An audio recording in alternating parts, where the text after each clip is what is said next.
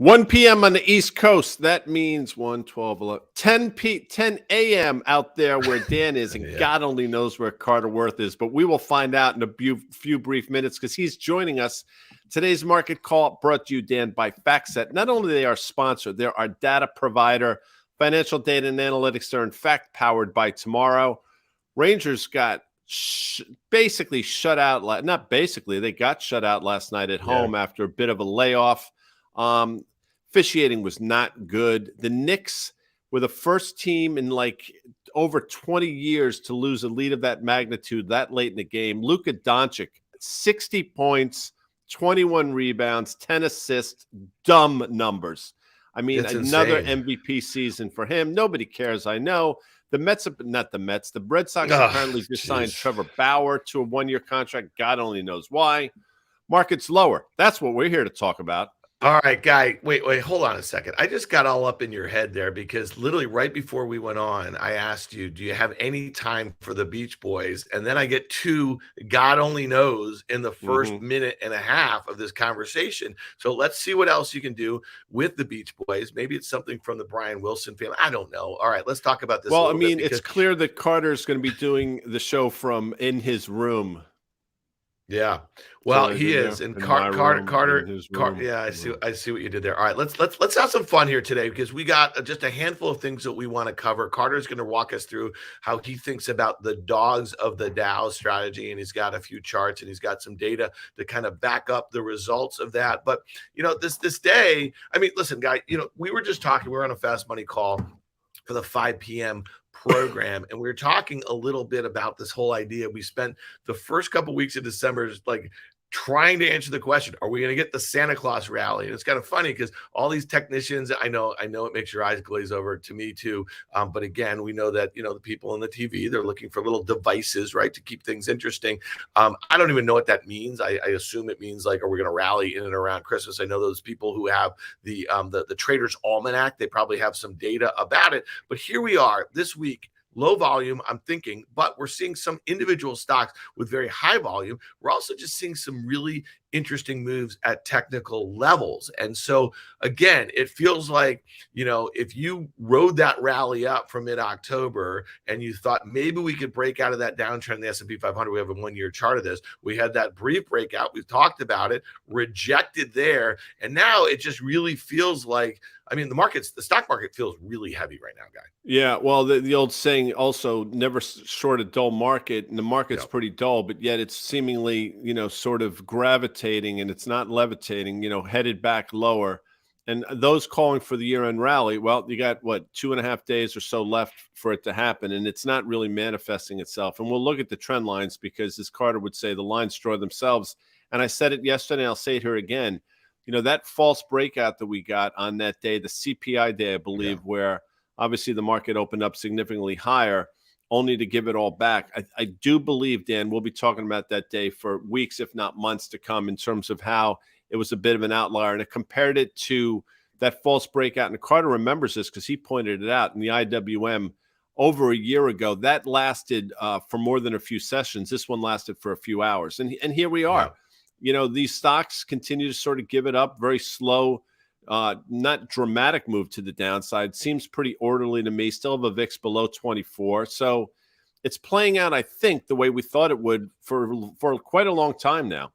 Yeah, so it's interesting. You use the term orderly, Guy, and we're looking at this one-year chart. Let's keep this up here for a second. So look at that spike bottom or that reverse low that we had in mid-October. It looked like, you know, we were just going to careen lower in the S&P. I think we were down maybe 3% or so at its lows, and we had that big reversal closed up on the day, kind of back and filled a little bit, but then ultimately had nearly a 20% rally off those intraday lows.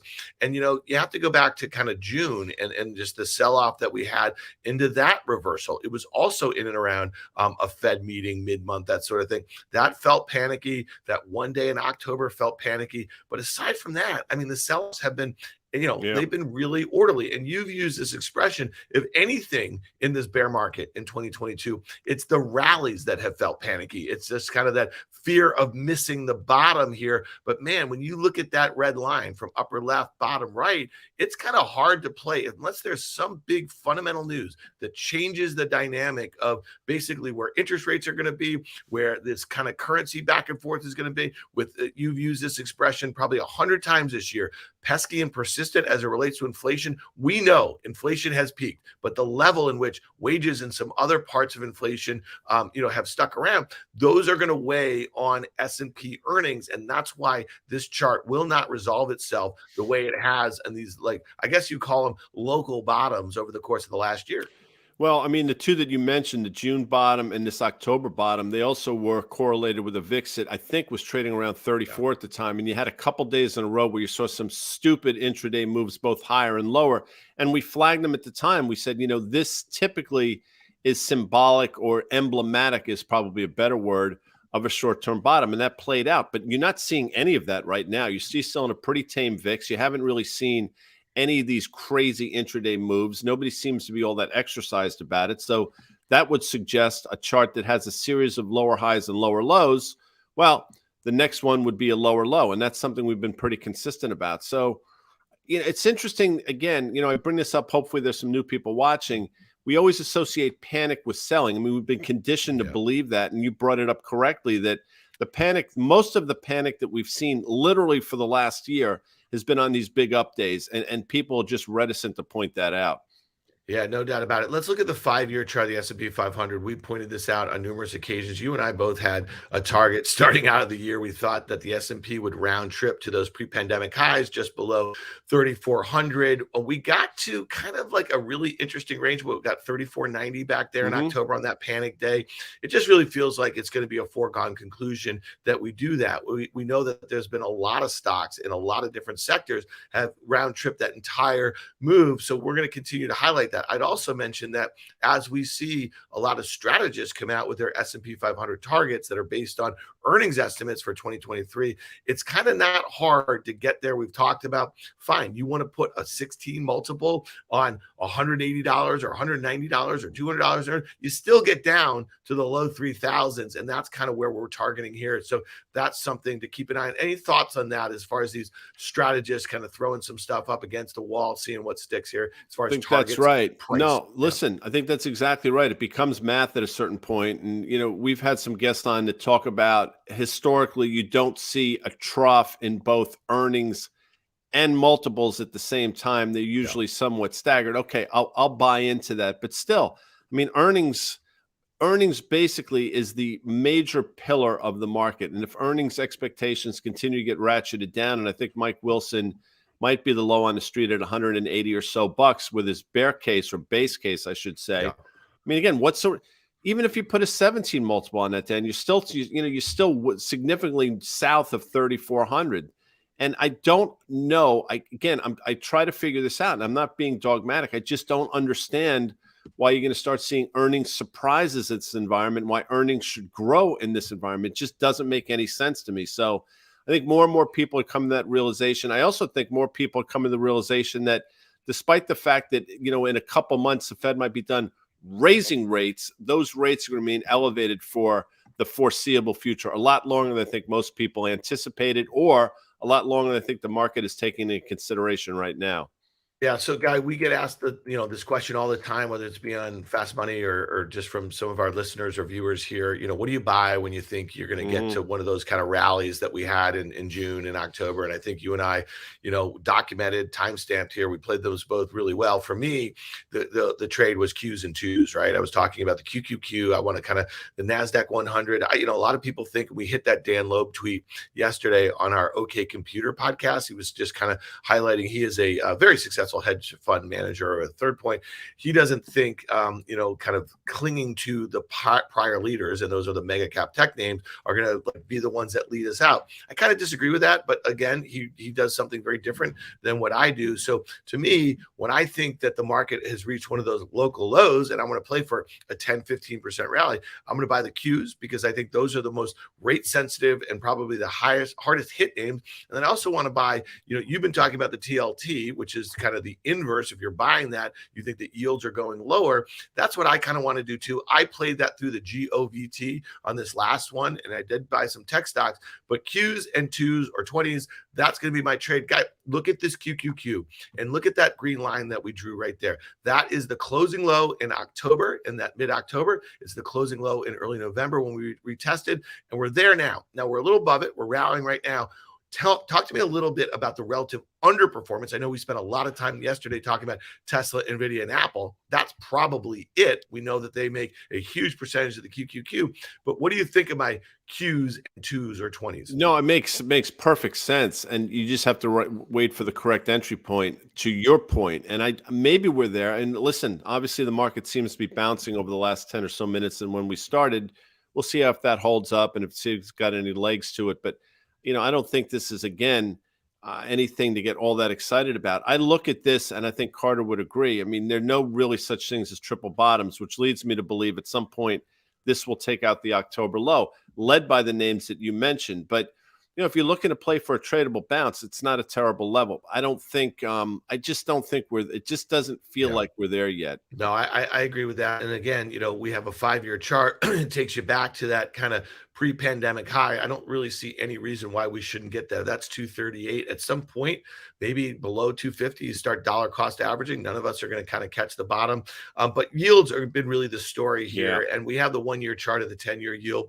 And we don't really, yesterday we spent some time on the 210, which is kind of narrowed a bit here. But, we have a 10-year guy at 385, up from 345 in just a week and a half or so. Never got to that downtrend, or that uptrend that's been in place for, I don't know, since early this year. The 200-day is down there at 310 or so. I mean, this is kind of really the story. I think the higher that the 10-year yield goes is the lower that some of these higher valuation tech stocks that are seeing decelerating earnings and sales growth right now. I think that's exactly right. And I think there'll be some people that would submit that higher rates are suggestive of an economy that's improving. I don't think that's what's going on at all.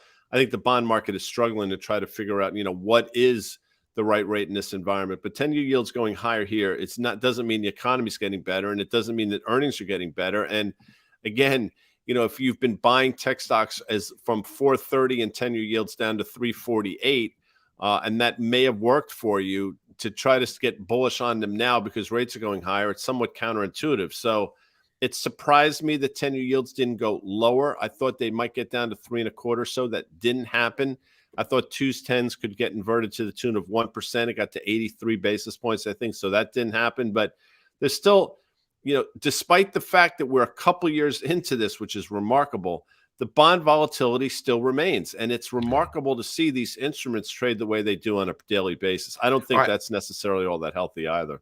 Yeah, no doubt about it. Let's talk about what Jeffrey Gundlach, he is the CEO founder of Double Line Capital. He is nicknamed the Bond King. Yesterday, he tweeted this, and I thought this was really interesting.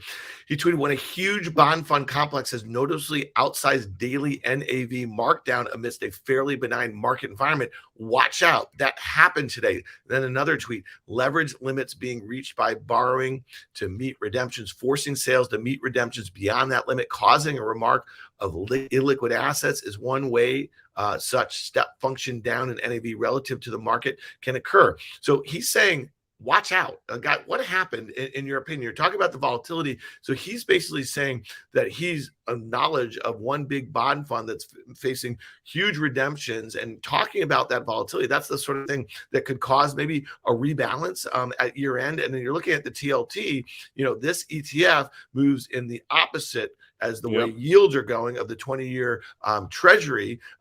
this is at a key level here. And I'm just curious, we overlaid that tweet because I don't even know exactly what he's talking about. But when Jeffrey Gundlach says, watch out, I want to watch out. And I don't know what I'm watching out for. You have to, when you hear bond fund, you immediately think of PIMCO. I have no idea, who or what groups he's talking about, but that's the first name that popped into my head. And then the next thing is there's never only one cockroach. So if one goes, it typically is a cascading thing. And does it make its way into the equity market? Yeah, probably it does at some point. But for Jeff Gundlach to say, he chooses his words somewhat carefully. There'll be people on this feed, and I'm sure there are people on Twitter that saying he's talking his book.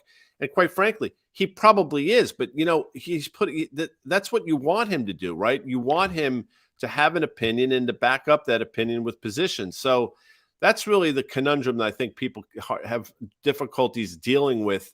People making comments like that and then subsequently saying, well, he or she is talking up or talking down their book. Of course they are, because that's what they get paid to do. But it doesn't mean necessarily that he's wrong. Matter of fact, real quickly before we get to Carter here, let's just look at the 10-year chart of this TLT because going back to 2012, guy, this is contending with a big technical level. So it'll be interesting to see if what Jeffrey is talking about, if anything comes out, and what we see Treasury yields do. Because the point is, normally you would see yields in a flight to quality, right? If you're worried about something blowing up, you might see large institutions buy Treasuries, which would push down yields, right? Which would cause the TLT to go the opposite way. This is going to be an interesting one. All right, let's see if we can bring Carter in because he is doing, as you would say, yeoman's work, guy. Yeoman's work coming to us from parts unknown. There's some sort of love seat behind him that has pastels, which suggests that he is probably someplace in Florida. And the significance of the pastels, I would submit, means he's probably in the Florida Keys somewhere, hiding out, no doubt, from some law enforcement agent or something like that. What does that mean?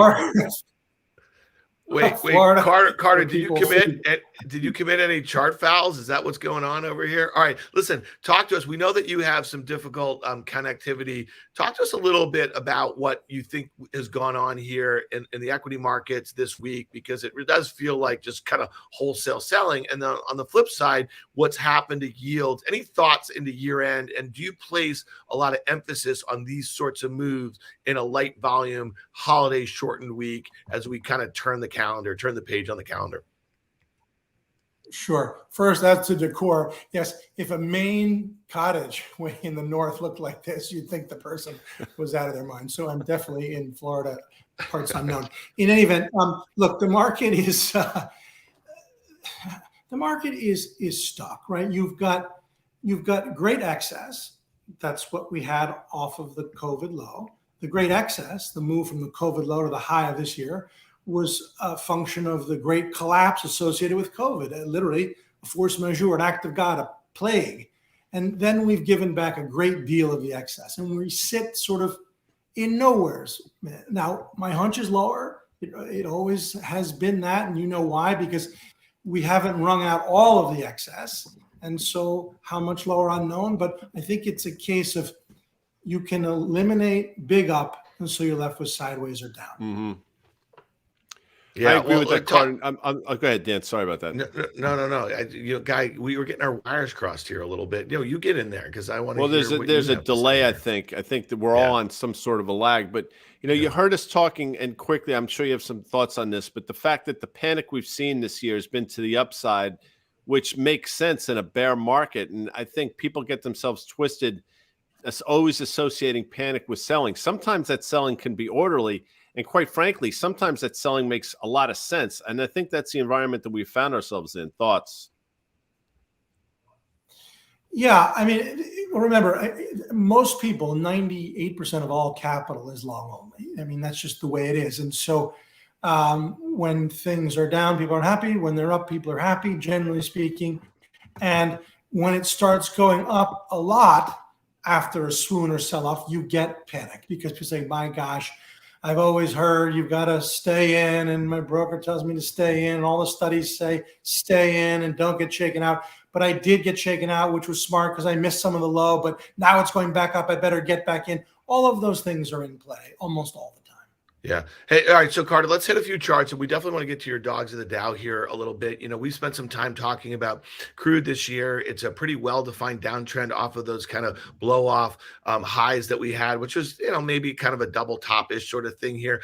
1-year chart here. Again, that support line is really nothing. Just talk to us a little bit about what you're expecting in the new year, because, we've been talking, and we want to hit China, and we want to look at the FXI for a second, is that, China coming online, supposedly like getting rid of all these zero COVID, it may actually have the exact opposite effect, with millions of Chinese, kind of going around the world with really bad vaccines, maybe infecting, other parts of the world after they've been shut down for 3 years. And then maybe people going there and bringing it back. And maybe it actually coincides with the US weakening, Europe weakening, all of the above here. You know what I'm saying? So I'm just curious, is crude oil, is it reflecting that a little bit?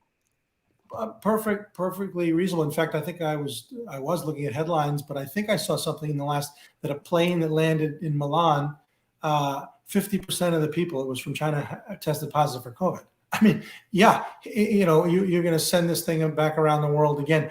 Here's the thing about crude. We know too, it had that excess associated with the Ukraine invasion.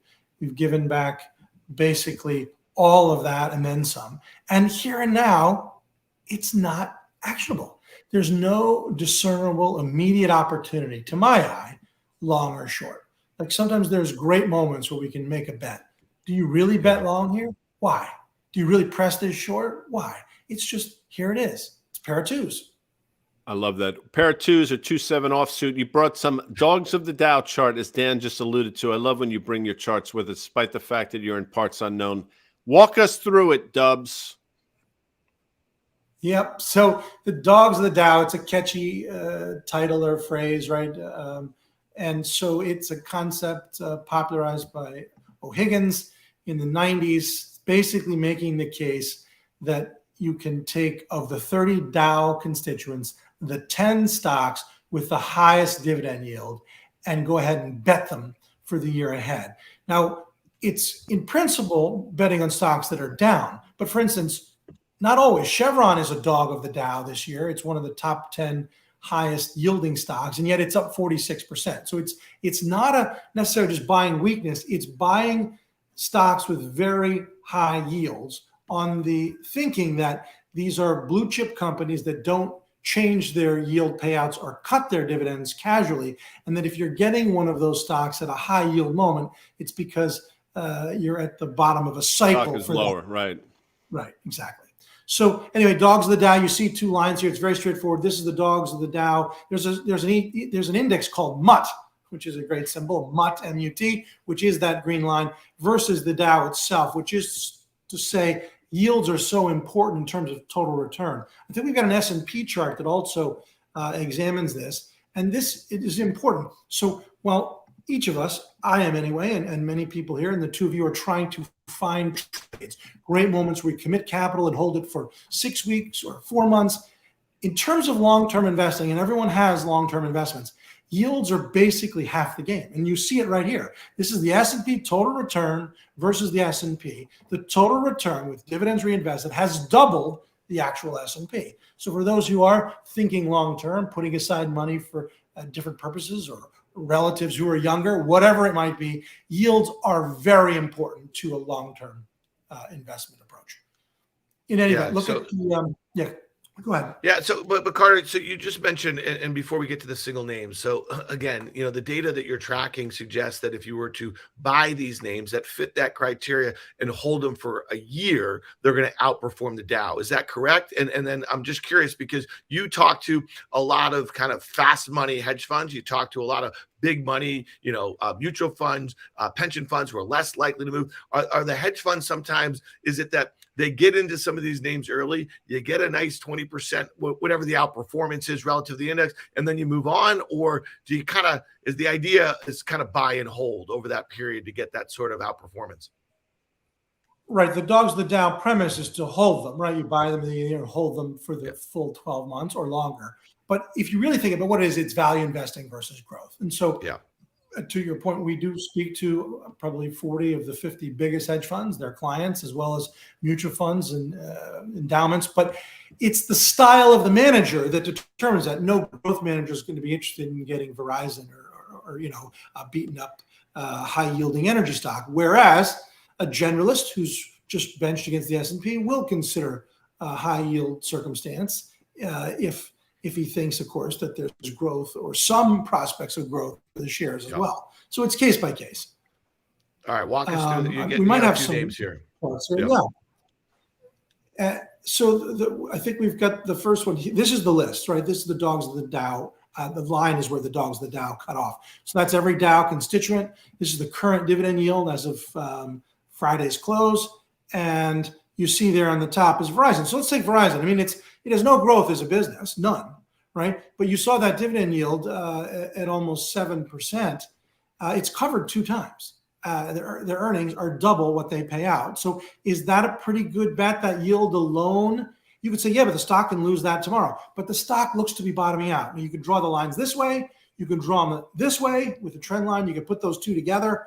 That's, to my eye, that's money good. You want to buy here. It's a depressed stock, down a lot, and it's offering us a yield that is covered, all things considered. I think that belongs in a portfolio. Carter, real quick, before we go to the next one, I look at this, and if you can bring that chart back up and look at July, that gap in the chart suggests to me that it's not happening tomorrow, maybe not happen ever, but is that something you look at for a potential level in this thing? Well, that's a lot of swimming back to the surface. So this baby's way down on the bottom of the deep end here, trying to get back up. But yes, you could ultimately get back into that zone. I think, playing certainly for the sort of the 45 juncture where it gapped down. Those gaps are associated from 50 to basically 45 in 3 days. I mean, that would be pretty good eating on a 1-year basis if you've got the yield plus a move to 45. I think we've got we got a couple more. Yeah, Amgen and Cisco. So actually, this is actually Cisco. These look to be titled incorrectly. This is Cisco, so that's my fault. That's a bottoming out formation, right? A stock that's weak, that's turning. Now, if you look at the next chart, which is that's Amgen. Yeah, that's Amgen. So this is a breakout that's fallen back to the level from which it broke out, which is one of the more identifiable moments in markets, which is to say it's fundamentals, it's facts, it's data, it's good things that cause that stock to move from 260 to almost 300. And now that it's back to the level from which it broke out, in principle, you're buying a security, this stock, at the level it was before the news was released, but you have the benefit of the news known. It's an excellent level for a rebound. Yeah, it's interesting. I'm going to interject real quick. I look at this. That is, by the way, if you put that chart up again, that is Amgen, not Cisco, just for in case somebody joined late. But, that move up was basically based on earnings, valuation. That stock was lower left, upper right for a considerable period of time. This move back down to 260 was news-based. It was based on this deal for Horizon Therapeutics that obviously the market didn't necessarily like all that much. But to your point, we've basically gotten back to levels that were resistance. So past resistance becomes support. I'm with you 100% on this one, Dubs. Yeah. All right, Carter, before we get out of here, and I know, this is kind of a hard, a hard turn here. I want to go back to China for a second here, because we were talking about commodities and kind of why crude might be a little weak here. And we were talking about, again, maybe there's another wave of COVID that's coming here. And I do think it's ironic that you mentioned Milan, because you have to go back to Fashion Week in January of 2020, where supposedly that's where a lot of the first cases were popping up, and they were coming from China. So there is a certain sense of irony about that. But let's look at the FXI. This is the iShares China Large Cap ETF. And we see that some of the largest holdings are a lot of these internet stocks. It's Tencent, it's Meituan, it's Alibaba, it's JD. But there's also some industrial names in there. This is the 1-year chart. It looks identical, Charter, to the S&P. If you look at that downtrend, you look at what the 200-day moving average is, and we're kind of contending with that downtrend. If we look at it on a 5-year basis, okay, we just got above that really nasty downtrend here. Talk to us about this and how you'd be thinking about playing this.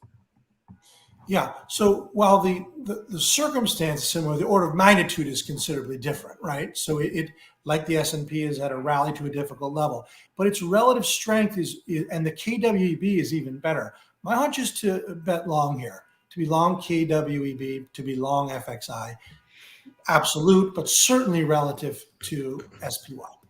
You know, it's interesting. Before we get out of here, Dan, one of the questions was about the HY. It wasn't a question as much as was a comment. This HYG down significantly yesterday on a generally benign day, and it's worth watching. And we've talked about this for a while. And you know, I'm not necessarily looking for you to opine, Carter, but HYG, to me, the real thing you got to watch is if credit starts to become a concern again in the form of HYG. That's when things can get a little bit dicey. So I'm glad one of our viewers pointed that out. I had saw it yesterday as well. I remember Karen talked about it last week as a short idea. And this seems to have, again, traded up to the moving average and seems to be rolling over. Dan, I don't know if you have any thoughts on that before we get out. Well, I think it has something to do with what Gundlach was saying yeah. in a way. And so, again, maybe that's going to kind of find its way into the markets in early January. Carter, one last thought here, because the lower we go into year end, okay, like where some of these stocks are just getting like, you know, we saw, you know, what's happened to Tesla and Nvidia and Apple this week. You know, is it like likely that we see new money come in early January and we kind of get back on our horse and we start rallying a little bit? But again, then we're quickly going to be dealing with earnings, Q4 earnings, which are likely to be disappointing when you think about a lot of companies issue full year guidance on their Q4 calls. And then also we have a Fed meeting on February 1st. So I'm just curious, if we were to continue to go lower over the next 2 trading days, would you expect the first week of January, maybe the first 2 weeks to kind of be up? Right. So there are a lot of fixed phenomena in January. When the year turns, tax loss selling is over. When the year turns, people who put automatic contributions into their 401k, the January inflows, and so forth. And so all of that notwithstanding, some of the great wipeouts of all time have been basically in the first days of January. We saw that in 73, 74 bear market. We saw that this year, Jan 4. 2018, it was late January, early February, and we dropped about 15%. My own thinking is it's going to be weak, even though we've been weak this year, and that the earnings are going to be very unhappy. Or at least the reaction to the earnings is going to be unhappy. Yeah, I agree with that. Again, we started the show, we talk about it all the time. Fundamentals at a certain point matter in terms of just valuations, and then we talk about it, and the earnings are just not there to support it. And you overlay the technicals that Carter does for us a couple times a week and does every day for his clients. And again, Dan, it doesn't paint necessarily all that rosy a picture. You will get another one of these capitulatory bottoms again that we saw in June and October. But again, just to hammer it home, you're just not seeing it yet. Matter of fact, I'm in the camp that I think it's going to be a busy last couple of weeks of January, early February, when you kind of layer in just what we're going to hear from earnings and then the combination of what the Fed said or does not say. But I guess, Guy, you've been pointing this out all year long, is that, yeah, okay, they're going to stop raising at 75 or 50 basis points at a clip, but yields may not come down that quickly. So if that's kind of a big part of your investment thesis in the equity markets in 2023, you better think again. All right, Guy, take us out, bud. Thank you, Carter Braxton Worth. We appreciate it, man. Look, he's going to be on CNBC's Fast Money this evening at 5 p.m., as Dan Nathan will be. Yeah. So it'll be Dan in L.A., Carter in parts unknown, me from my basement in Morristown. I think Steve Grasso probably from Westchester, Mel Lee doing it from the set. But that's it for Market Call today. I want to thank our sponsor, FactSet Financial Data and Analytics, powered by Tomorrow. We will be back tomorrow, Thursday.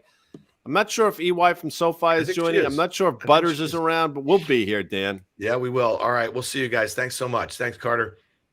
Bye, guys.